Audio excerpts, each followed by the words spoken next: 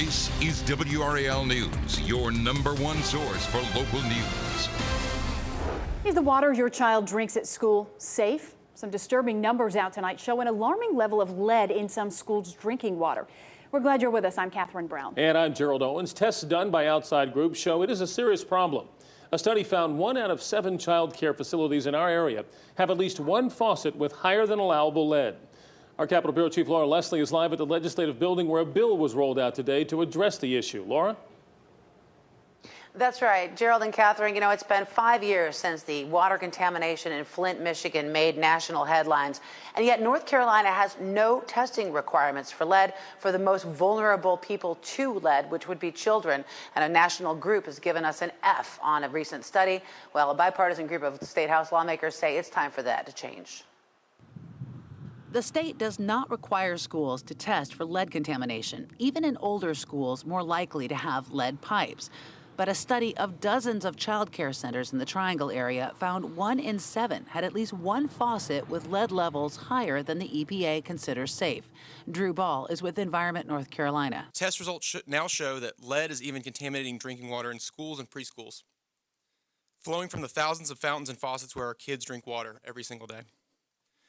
In all likelihood, the confirmed cases of lead are likely just the tip of the iceberg. Doctors say there is no safe level of lead. UNC researcher Dr. Jackie McDonald Gibson says that's especially true for children.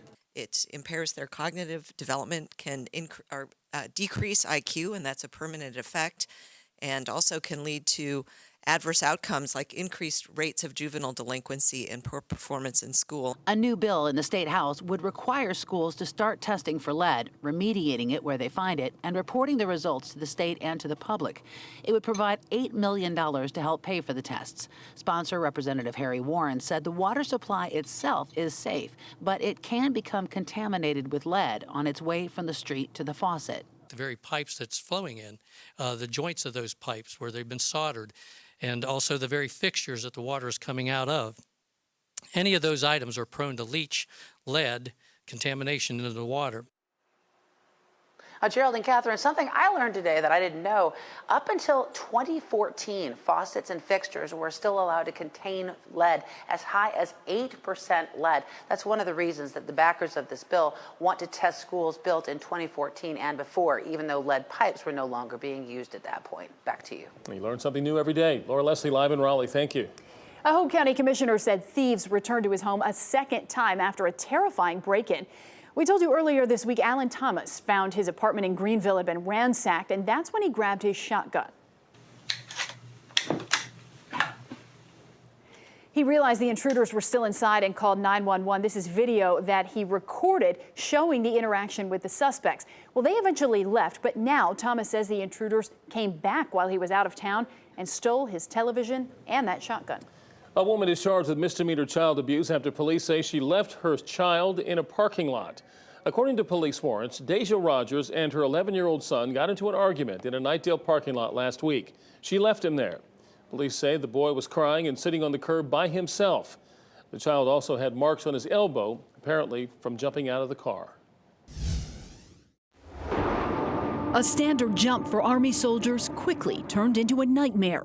I heard a popping noise, and I turned around, and behind me, I saw the F-16 coming for us. 25 years ago, a fighter jet collided with a plane at Fort Bragg. And I was on fire. I was conscious of the fact that I was on fire on the back of my blouse. On this day, heroes were born. But the thing that people don't realize is that those leaders on that flight line that day ran back into the fires.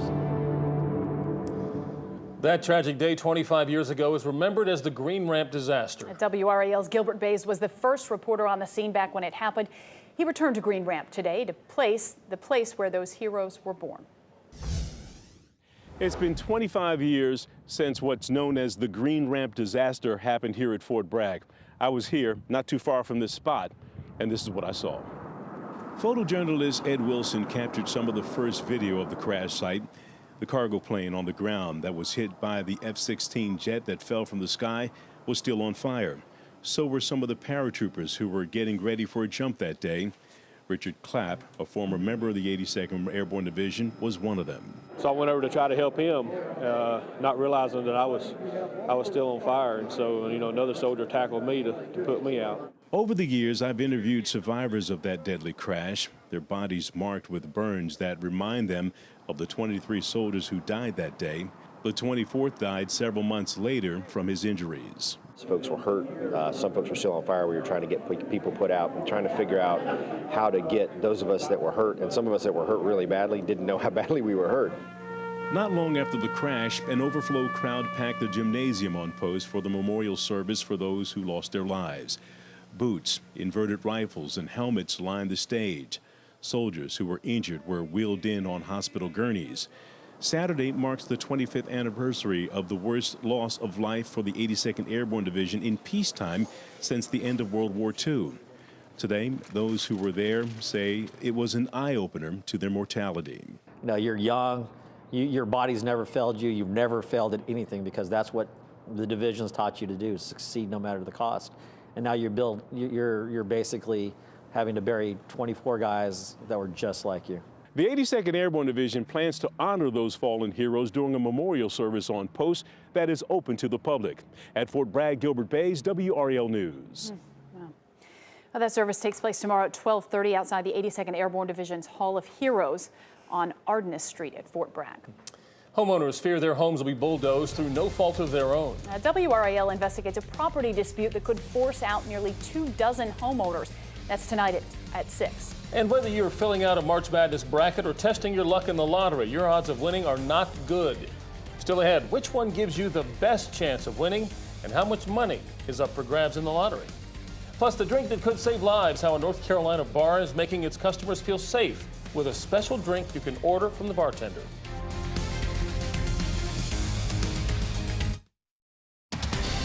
You're watching WRAL News.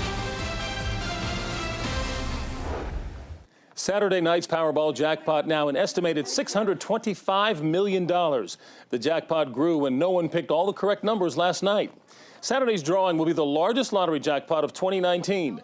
Someone taking the cash option will take home an estimated $380.6 million, and that's before taxes. Now, the odds of winning the grand prize, 1 in 292,201,338. But get this, the odds of filling out a perfect March Madness bracket, 1 in 9.2 quintillion. That's 18 zeros. Millions of people are expected to tune in for this year's tournament. We have 2 local teams playing tomorrow night in round 1. Duke will take on North Dakota State in Columbia, South Carolina. That game is at 7:10 p.m.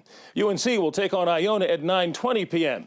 We sent our Jeff Gravely and Jared Fialco to cover those games and bring you the live reaction afterwards.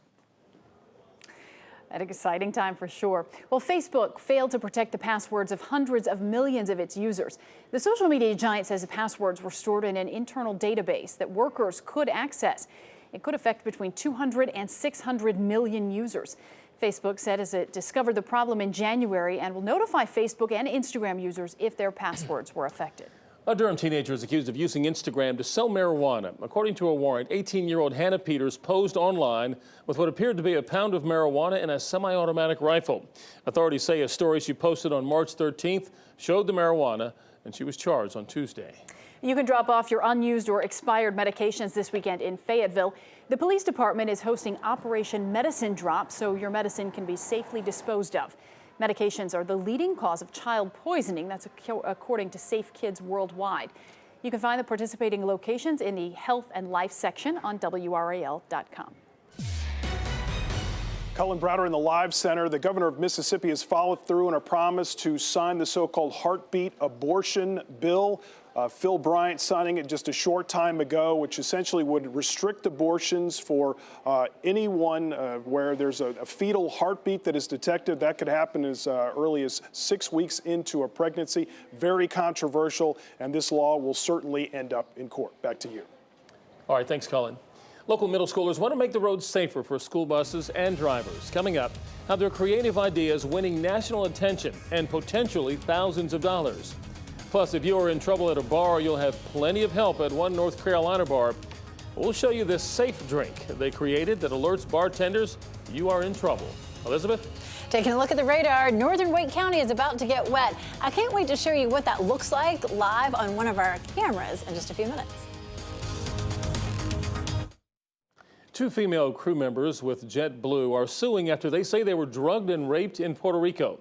The women accused 2 pilots of giving them beer laced with a drug which made them pass out. One of the women says she was raped.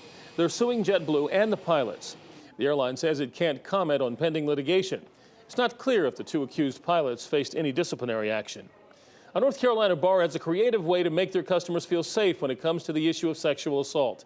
Old Shakey's Bar in Asheville has a coded drink poster. Here's how it works. If someone is making you feel uncomfortable, you can order an angel shot at the bar. If you order the drink neat, staff will escort you to your car. If you add ice, staff will call you a ride. And if you need the person removed from the bar, ask the bartender to add a lime. Well, it can sometimes be tricky to know when a school bus you're following is going to stop. A group of middle schoolers in Wake County is now hoping to make that a bit easier for drivers and safer for students. WRAL's Mandy Mitchell has the story of an idea that's now earning national attention. This is what you call the tinkering stage. Testing, retesting, making sure things are just right. These 6th graders at Holly Grove Middle School are getting ready for a big trip, and they want to be prepared. It's nerve-wracking because I have to present in front of a panel of judges. They are headed to New York City next Friday with this sign. It's a prototype, and the hope is that it could make school bus stops safer. The students are competing in the Samsung Solve for Tomorrow contest, and they are now in the top 10. A couple students shared stories of kids almost getting hit while trying to board the bus, crossing the street, boarding the bus.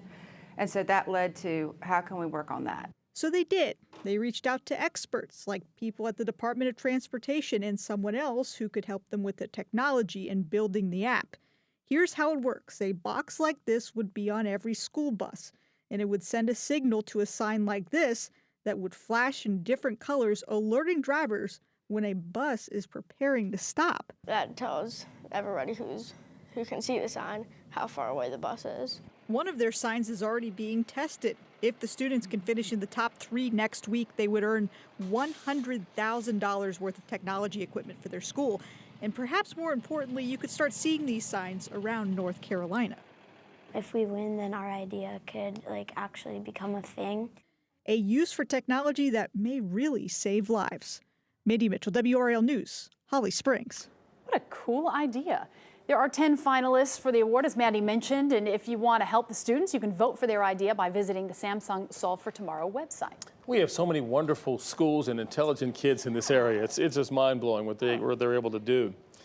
Researchers are working to make homes more fire-resistant after a record number of houses were lost in fires last year. The 8 most destructive years for wildfires have also been in the last 13. Now researchers in South Carolina have built a test home. One side of the home includes a fireproof design, one side does not. The cost to build a fire-resistant home is actually the same or even less than a typical home. The savings can be found in the cement siding, which is cheaper than wood alternatives. Getting smarter all the time. I know it. All right. So we're glad to see the rain leave out of here once it finally does. That's right. So it's first band going away, Little Sunshine, and now here comes band number 2. Band number 2 is, it's not really going to be a big deal. A little bit of patchy light rain out there. I'm going to geek out on you just for a minute. We're going to head over to the radar right now, and I want to show you what's going on. So we have this little band of rain. It's not even a storm. I know it's not really that big of a deal, but this was just really fun. So it's moving between Durham and Raleigh right now. We'll zoom in so you can get your bearings here. Just came through Durham. I mean, it's quick. It's going to have just a very quick little burst of some heavy rain and move on out of the area. But from Morrisville on up here toward Butner, getting ready to head across Wake Forest and the little community of News, just really kind of along the 540 corridor there in North Raleigh. That's where this band of rain is right now. But take a look at this. You can see it off in the distance from the camera at North Hills. I pulled this up a few minutes ago and I said, ooh, I can't wait to show everybody this. So this is the rain coming out of this little cell here. And of course, you can see off to the left side of your screen, it's perfectly clear here. Neat shot. That's a live look at that band of rain that's coming across that I just showed you on the radar. Thank you for letting me geek out. Okay, maybe one more thing. Take a look at this. This is the supermoon from last night over Grandfather Mountain. Is that not the most beautiful thing you've ever seen? I think Gerald's going to start howling in a minute. We were talking about that the other night. Somebody was telling me how they like to howl at the moon. It really makes you want to, doesn't it? So the supermoon just means that it's actually closer to the Earth than it normally is. It only appears about 7% larger than a regular full moon, but it was a beautiful sight in Grandfather Mountain. Now, we didn't get to see it here because it was too cloudy overnight last night, so it's nice to see that. So a few showers tonight. They'll be light and patchy, really, at best, clearing by morning, so the morning commute should be fine. It'll be bright but breezy tomorrow. Some gusty winds during the afternoon in particular. And then we have some freezing temperatures in our forecast, again, not for afternoon highs, but in the morning, Sunday morning, and then a few more occasions by the time we get into early next week. Here's a look at the rain. That's back to our west right now. Here's low number 1 that brought us the rain last night and this morning. We had a little break, and then here comes low number 2. But not only is that going to bring us the showers for this evening and tonight, but it's going to help to push cooler air in. Low pressure systems rotate counterclockwise. That's going to draw the cold air from the north and east. A high pressure system that's back to our west will also help out with that. So we'll get some cooler air in here on Friday, but another extra push Saturday and Saturday night really brings those temperatures down again. I know. All right, so here's a look at our wind gust forecast. Gusting out of the west tonight at about 15 miles per hour, and by tomorrow morning, west to northwest at about 20 miles per hour. So a little blustery as you're heading to work or school tomorrow morning. But then it picks up in the afternoon. We take it out to 3 o'clock, and winds will be gusting 30 to 35 miles per hour. If it happens to be your trash day on Friday, trash cans may get tossed around a little bit. Probably a lot of folks don't have their lawn furniture out just yet, but could be a little blustery, could have some limbs down in your yard. I have a tree that always drops limbs every time the breeze comes through. So dog walking forecast, we're going to see clearing, 42 degrees for tomorrow morning, and then we jump up to about 60 in the afternoon. Again, the wind will make it feel a little cooler and just a little more unpleasant. Check this out for unpleasant. Saturday, we'll see sunshine and 57, but look what happens overnight. We get that winter-like chill that moves in, looking at a low on Saturday night into Sunday morning of about 33 degrees. A frost advisory is possible for our southern counties, and farmers there, peach farmers, strawberries, blueberries, already seeing some buds there, so they could have something to be concerned about on Sunday morning, and again Wednesday and Thursday morning. All right, let's hope that their crops are fine. Yeah, we hope so. You know, they have a lot of equipment to protect them. It just means extra work for them, really. I know. Thanks, Elizabeth. Thank you. It is the start of March Madness, and we are remembering North Carolina teams who have made their runs in past tournaments. Tonight, we'll bring you back to Campbell University in the 1990s and a love story between two mascots who went too. Major changes coming to the Durham County Jail after a $650,000 lawsuit. Coming up at 6, the mother who sued the county and won after her daughter died in the detention center. Why she says it was never about the money. Plus, a mistake 20 years ago could force nearly 24 homeowners out of their homes today. WRAL investigates the property dispute that's now headed to court. New at 6.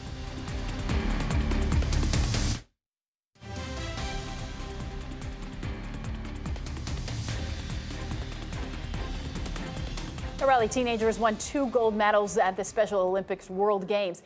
Brian Henry is representing North Carolina in Abu Dhabi. He's also a member of the Raleigh area Masters swim team. Henry won gold for the 100-meter butterfly. He also set a personal record in the 200-meter, winning gold for that event. March Madness is here, and many of us will be keeping an eye on the wins and losses in our brackets at some point during the workday. According to a new survey, sports-related celebrations in the office are a win for workers and employers. 72% of senior managers say college basketball tournaments have a positive impact on staff morale. They were just trying to help out the workplace. Sure, absolutely. And see how well we're doing or how well we're not doing. Right. It's the beginning of the NCAA men's basketball tournament, and that brings back great memories for Campbell University. And that's where we find our Tar Heel traveler tonight down in Harnett County. Scott Mason has the memorable story of Campbell's run to the tournament and the mascots who went too.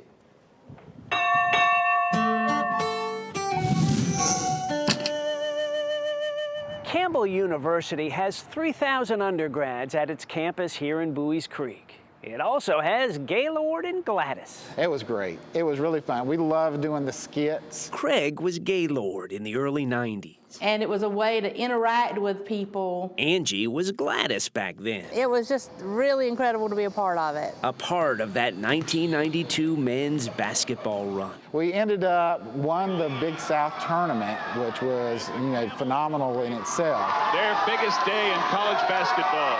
The Campbell Fighting Camels had qualified for the NCAA tournament for the first time in school history. We could not be disappointed in our team if they hadn't scored a point. We were just so excited for them to be there. And Gaylord and Gladys were there. And their goal, he said, is to hang around like a loose tooth. Underdog Campbell versus Powerhouse Duke in the first round. Campbell mania running rampant in Bowie's Creek. And let's take a look at the starting lineups. And that was back in, some of the historic times with Christian Leitner and Grant Hill. Bring on the Bulls next. What was the atmosphere like? Oh, incredible. Spinks puts up a three.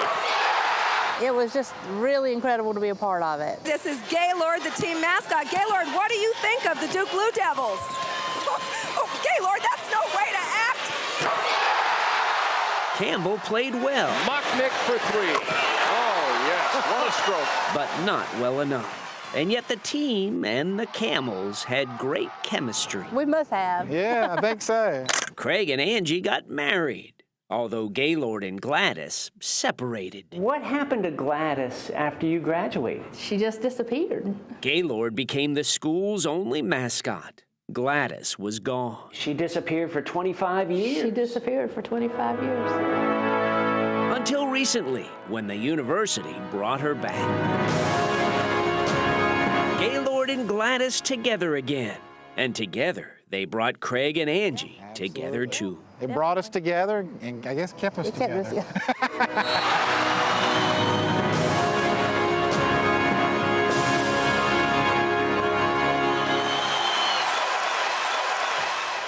True love. Oh, yeah. True love. Well, this year, Campbell University had a great basketball season, but unfortunately did not make the NCAA tournament. That's okay.